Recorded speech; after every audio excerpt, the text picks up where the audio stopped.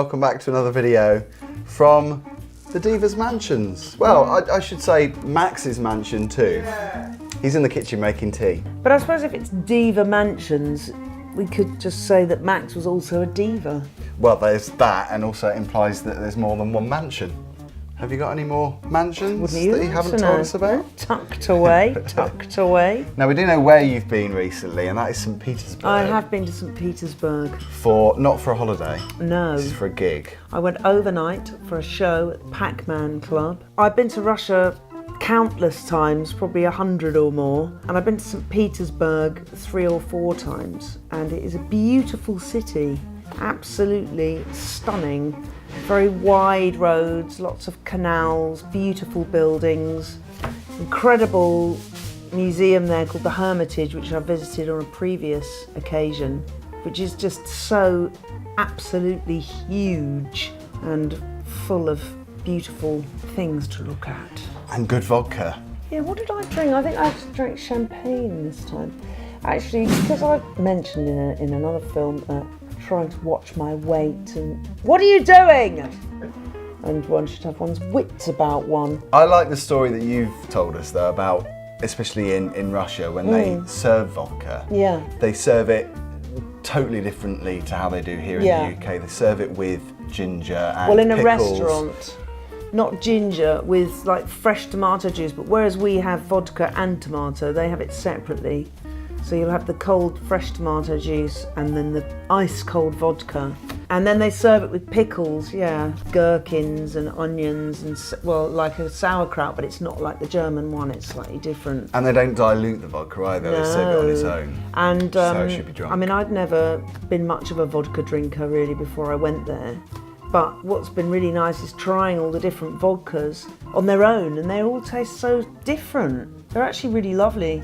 We had a Russian night round here with Stewie and Lee and our friends Kate and Tim, and we've got loads of different types of vodka, tried to recreate it. And then I love the blinis with the sour cream and the caviar.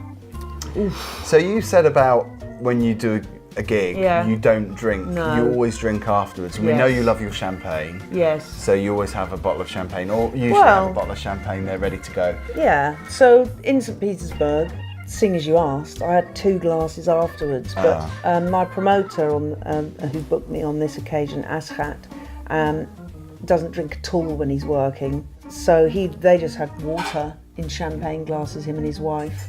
But as you were saying earlier, I think, we are all getting older, and I mean, I'm not saying I won't ever do it again, but I certainly don't want to be up till 6 in the morning partying like I used to every weekend. Thank you very much. Have you learnt the hard way though? Have you ever done a gig where you've been rat-arsed? I mean, you could tell us.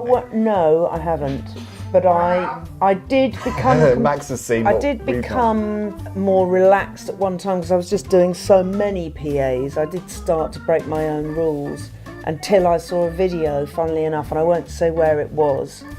And actually, what I did was absolutely fine at the time live, and everybody loved it. It was a brilliant gig. But when I saw myself backwards, you were there. You probably know what gig I'm talking about. And I was doing some things which were funny, but were a little bit close to the edge, and I didn't really remember, and I thought, oh, okay. It wasn't a London so gig, then was I went back to my old rule. I thought, no, I'm not going to be one of those even if it makes people laugh though, because we know that as a performer you not only have the great voice, I like but you do people entertain. laugh, but I'd like to. You do. People I'd like do to laugh. be in control and remember what I've said the next day. Right. Okay. Have I ever messed up a gig? No, but I did. And again, I don't really want to say, it's a long time ago, and I was working for somebody else in their band. I got very, very drunk the night before, to the extent where when it came to the important gig that we'd all been rehearsed and flown to this other country and everything to do, I had the most horrendous hangover to the point where I actually nearly fell over my monitor. I didn't, but oh God, it was awful. With a sick bag. It was awful. But that's to do with being young and going somewhere exotic you've never been, getting carried away in the excitement of it all, not having the experience to deal with time zone changes, and because it does. It takes experience really, and if you're doing it all on your own, you haven't got a manager looking after you, then you do make mistakes because you just don't you've never done it before. Yeah, you don't know it's an how experience. to cope with it. I remember working in radio when I used to work in radio. I do remember largely by rule not actually drinking and going in to do a show, but I remember the one time that I did, and it wasn't pretty. So you actually remember the one where you were drunk and not the others? Well, I remember all the others, but I just remember thinking at the time, this is not going to work. No. And it's that kind of like slow motion feeling that you get when you know that you've made a mistake and everything just...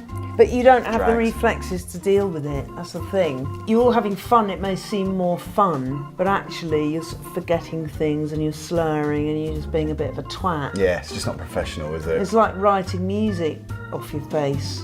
You're thinking, wow, it's like amazing. You listen to it the next day and it's like, what? I don't even know what I was thinking. This makes no sense. What person you were at the time. But that would kind of make sense, I would guess, writing a song, because it's about experience, isn't it? If you have an experience where you've got a heightened sense of reality. Well, I don't take drugs, but I have taken some a long time ago. And I just remember sort of...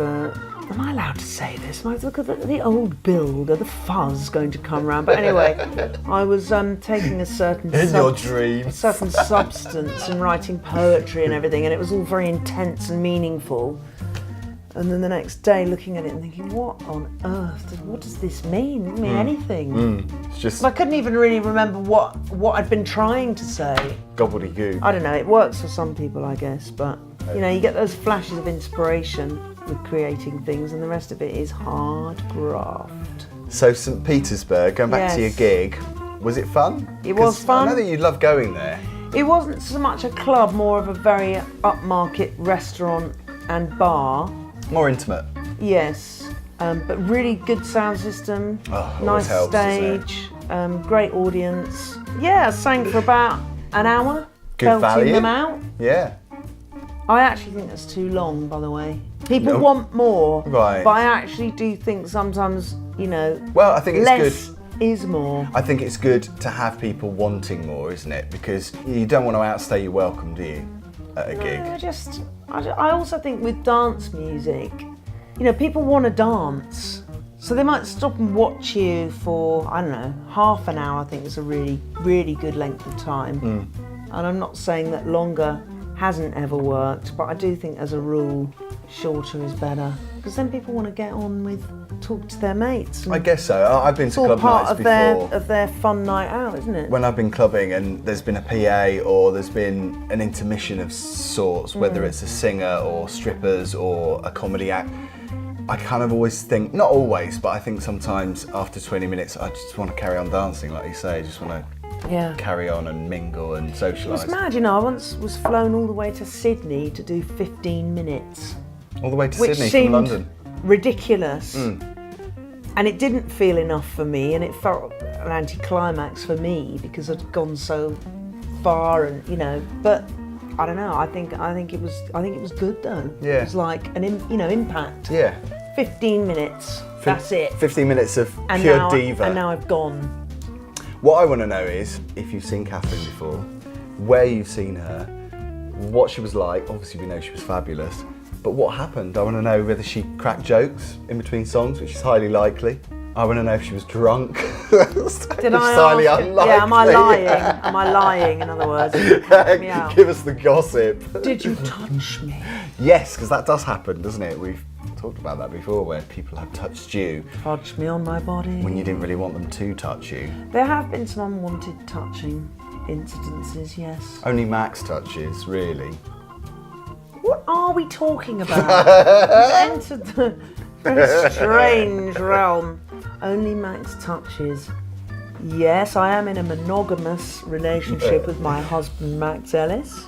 You just encourage it though with that Freemason single. Touch me on my body. When you touch me. They dared me when we did the TMF Awards. In fact, they were going to pay me, like have a whip round, to sing Touch Me on My Body. I decided not to, as it would be there forever.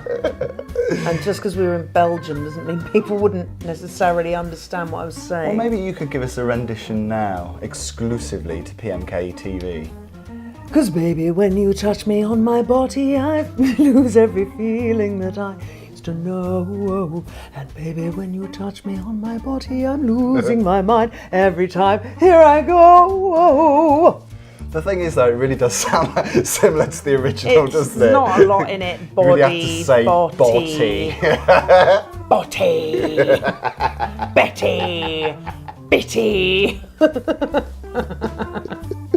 Do you like my mug? This is from Stuart Eldridge, my long-suffering assistant. Who's still not I fired. often fire. So he, one birthday, got me this, the Apprentice mug that says, Katherine Ellis, the taxi's waiting, you're fired.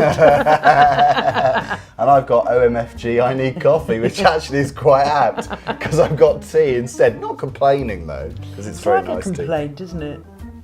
Have the Well, mug you that made me- says what you really want. Yeah, you made me a massive cup of coffee earlier. Actually, I couldn't believe it. I was still not finished. And I was like, I thought I'd finished it. It was like a like a meal. never-ending It's a coffee meal. mug. So yeah, so we want to know if you've seen Katherine. Let us know. Like us, like our videos. And if you want to see me, just pay me. there you go. I'll come and do it. No problem. He's making the tea. Michael making the tea. I don't drink before I go on stage. Oh, fuck's sake. It's all right. It's all part of the fun. Oh, there. It's all fine. Carry on. Don't come back. What am I talking about? I don't know. Doesn't matter. No, nobody cares. No one gives a shit. It's really quite boring. All I was going to say was that I don't drink before I go on stage, or because I think it's unprofessional. Fans of mine that I'd seen a couple of years before who'd come out, which was really nice. Oh, There goes that's Max, lovely. walking past again. See me, I'm offset. You're spoiling it now. The magic. Max's magic. Botty, Betty, Bitty.